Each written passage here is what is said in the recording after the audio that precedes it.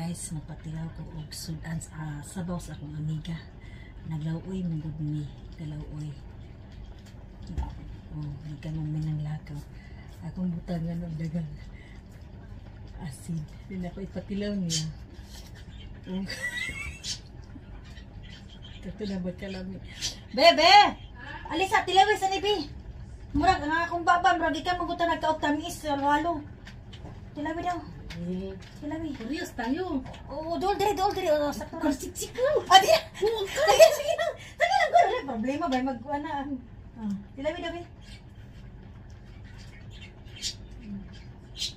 Bakit parat kayo? Naparatan. Pagtarong ba? Naparatan, Rabi. Ikaw sayang, Biyoy. Bi, sayang kay utang. Halak ka, Hindi naparatan. mo. Naparatan, Bi. Lagi. Ang grabing asin mo. Huwag ako naglaing kutsara. Laing kutsara. O tila. Wala, pagwa ko na Saan ba yung Bisa sabaw ka na sabaw. Sa kung saan?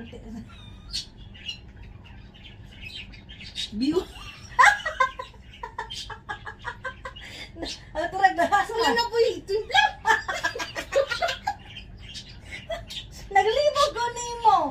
Ipatilaw ka na ko kay Dr. Baglamay ka parat. Gipakuha ka na ko kay kutsara.